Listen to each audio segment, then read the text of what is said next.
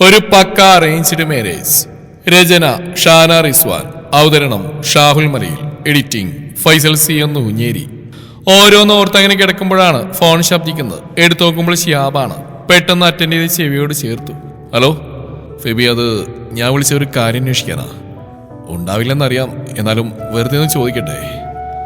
ആദി, അവൾ മടങ്ങി വന്നിട്ടില്ല നിന്റെ അടുത്തേക്ക്? ഇല്ല. എന്തേ? മിസ്സിംഗ് ആണ്. വൈകുന്നേരം തൊട്ട് അവളെ കാണാനില്ല. ഇല്ല, ഇങ്ങോട്ട് വന്നില്ല. ശരി, ഞാൻ കുറച്ച് ബിസിയാ. ഗൗരവത്തിൽ പറഞ്ഞ ഫെബി കോൾ കട്ട് ചെയ്തു. എങ്കിലും ഉള്ളിൻ്റെ ഉള്ളിൽ എന്തോ ഒരു അസ്വസ്ഥ വന്ന് മൂടുന്ന പോലെ തോന്നിയവന്.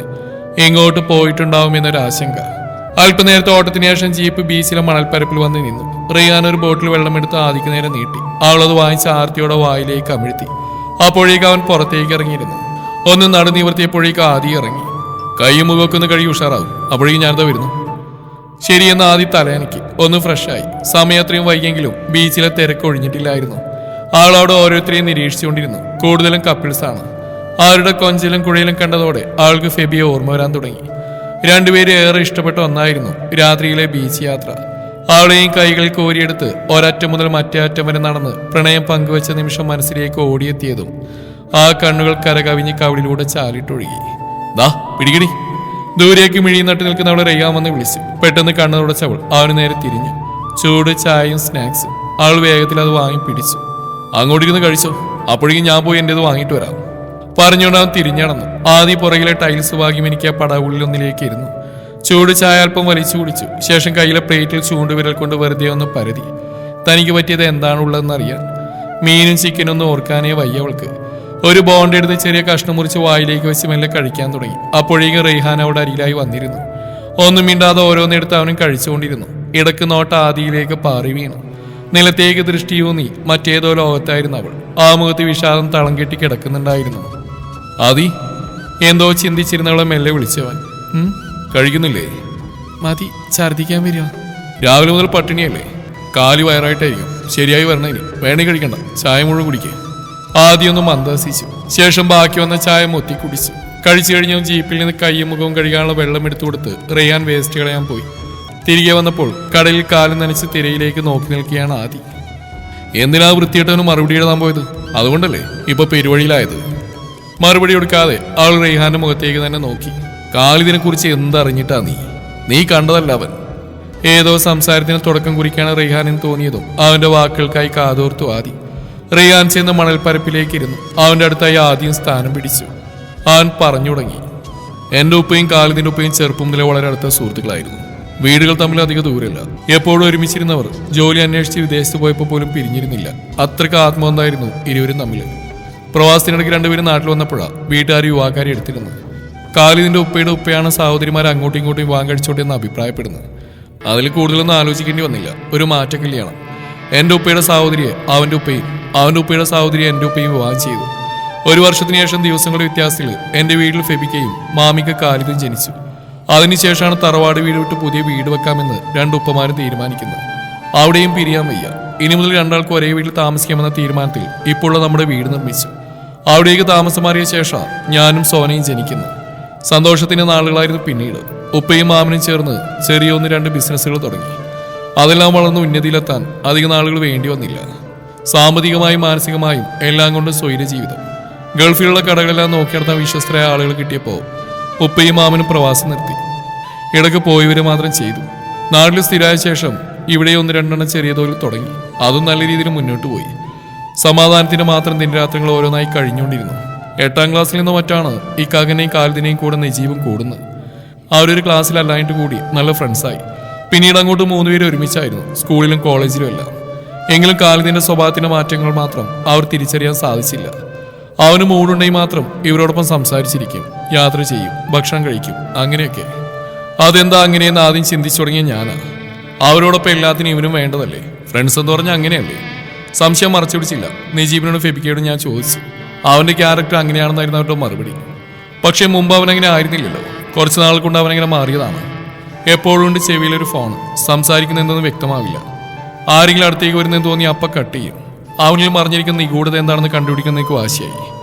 അവനറിയാതെ ഞാൻ അവനെ നിരീക്ഷിക്കാൻ തുടങ്ങി. ഇക്കയെന്ന് ജീപ്പില്ലാത്ത നേരത്തെ ചില ആളുകൾ സ്ഥിരമായിട്ട് അവനെ കാണാൻ വരാൻ തുടങ്ങിയപ്പോഴാണ് അവരെ ഞാൻ നോട്ട് ചെയ്യുന്നത്.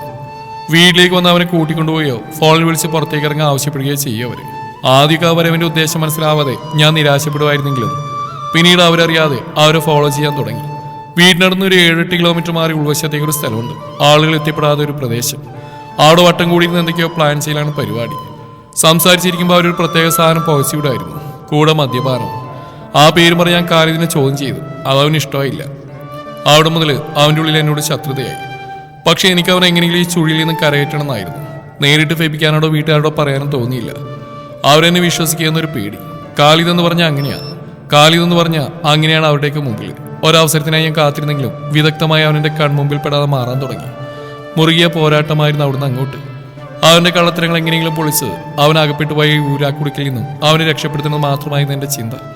പക്ഷെ അവൻ വക്രബുദ്ധി ഉപയോഗിക്കുന്നവനാണ്. ഒന്നിനൊരു തെളിയും വെച്ചേക്കില്ലെന്ന് മാത്രമല്ല, നീ കണ്ടില്ലേ അവന്റെ ബിസിനസ് രംഗത്തെ വളർച്ച ഇത്ര ചെറുപ്പത്തിലെ അവന്റെ പൊസിഷൻ എവിടെയാ? പലതവണ വിദേശ രാജ്യങ്ങൾ പോയി അവിടുത്തെ വമ്പന്മാരെയൊക്കെ ചാക്കിട്ട് പിടിച്ച് അവരോടൊപ്പം ചേർന്ന് നേടിയെടുത്ത ഇതല്ല. കോടികളുടെ സമ്പാദ്യം ഉണ്ട് അവന്റെ കയ്യിൽ.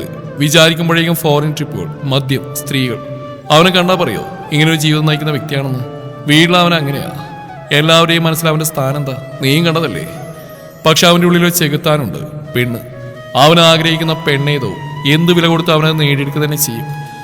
ആരുടെയും കണ്ണുനീരിനോ വേദനയ്ക്കോ ഒരു വിലയും കൽപ്പിക്കാതെ തന്നെയാണ് അവൻ.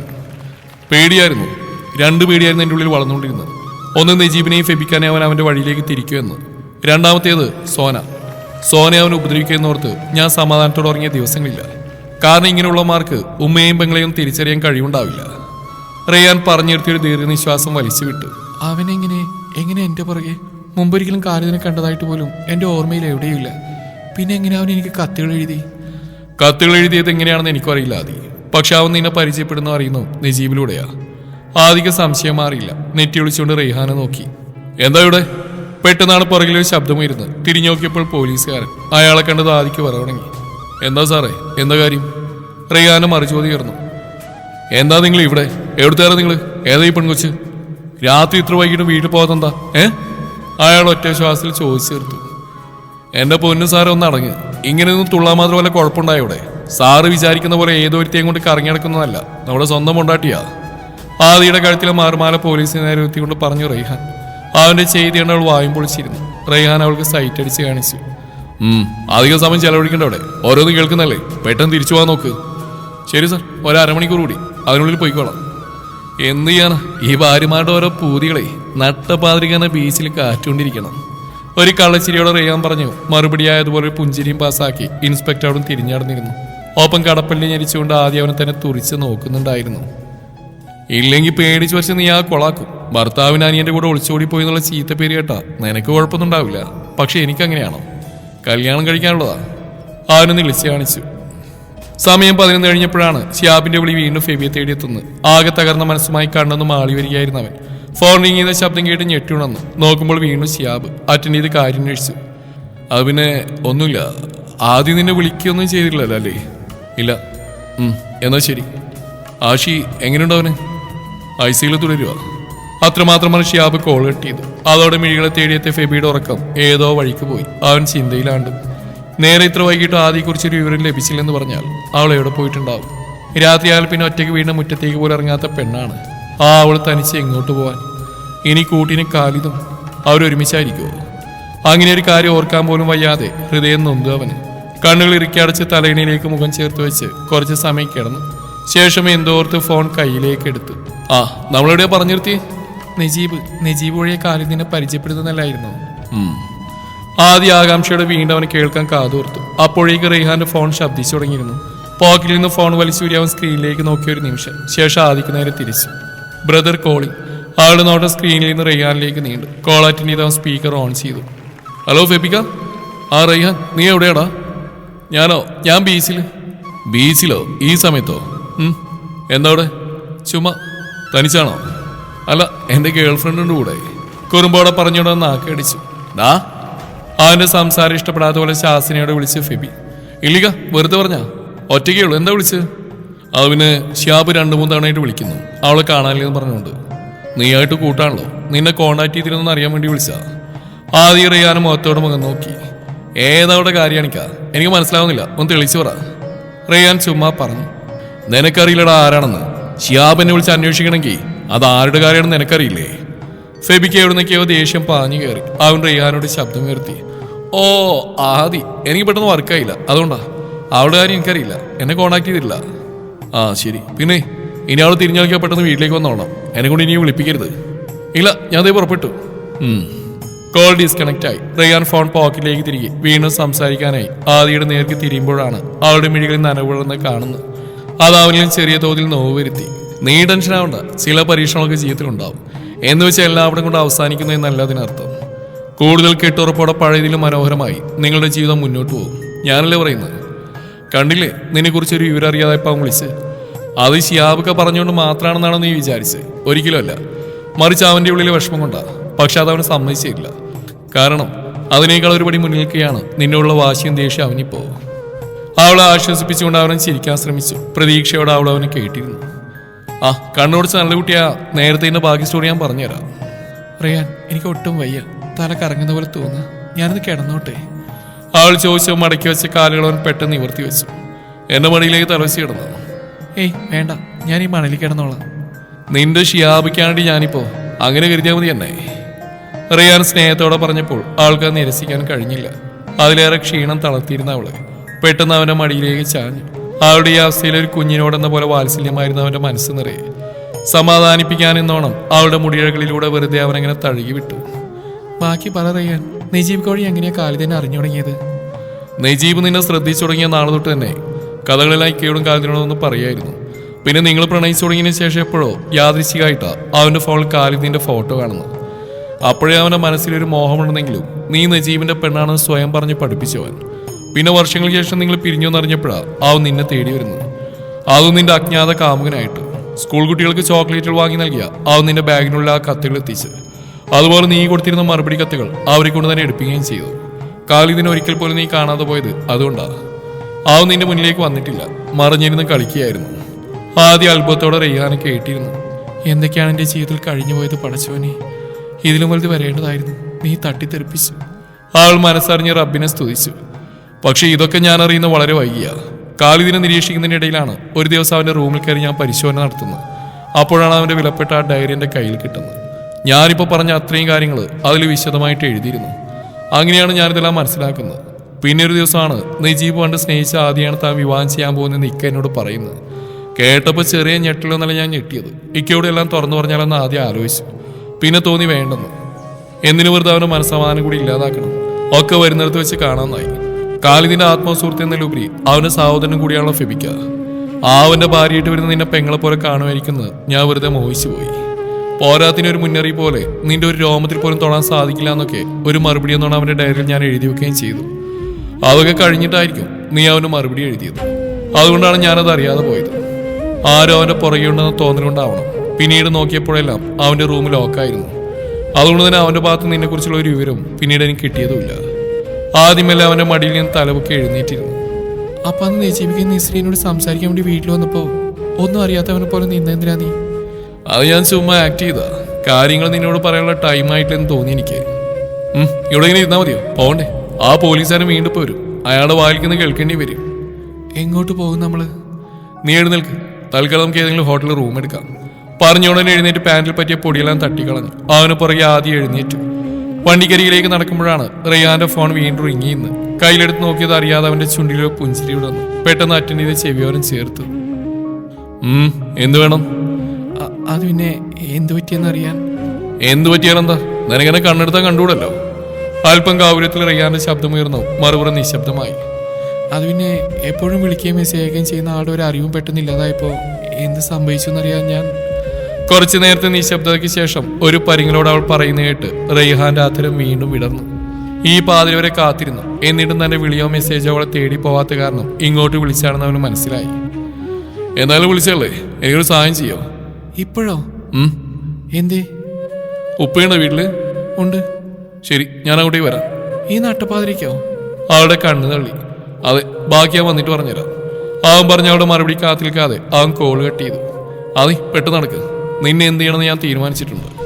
പറഞ്ഞുകൊണ്ട് അവളുടെ മുഖത്തേക്ക് നോക്കുമ്പോഴാണ് അവൾ ഇത്രയും നേരം തന്നെ ശ്രദ്ധിച്ച് നിൽക്കായിരുന്നെന്ന ബോധം അവനിൽ ഉണരുന്നത്. എന്താണ് നീ ഇങ്ങനെ നോക്കുന്നത്? ചെറിയ ചമ്മൽ മറക്കാൻ വേണ്ടി അവൻ മനഃപൂർവ്വം ശബ്ദമുയർത്തി. ആരെയെന്ന് വിളിച്ച്? അത് നീ അറിയില്ല. എന്നാലും പറ, പേരെന്താ? പേര് അഫ്ര. അതാരാ? ഞാൻ കല്യാണം കഴിക്കാൻ പോകുന്ന പെണ്ണാ. നടക്കുന്നതിൽ ആദ്യ ഒരു നിമിഷം സ്റ്റെക്കായി. കല്യാണം നീ അപ്പൊ ഇഷ്ടമില്ലല്ലോന്നൊക്കെ അവളോട് പറഞ്ഞതോ? അവൾക്ക് എന്നെ ഇഷ്ടമല്ല, എനിക്ക് അവൾ ഇഷ്ടമാണ്. അവൾക്ക് ഇഷ്ടമില്ലാതെയാണ് നീ വിവാഹം കഴിക്കുന്നേ?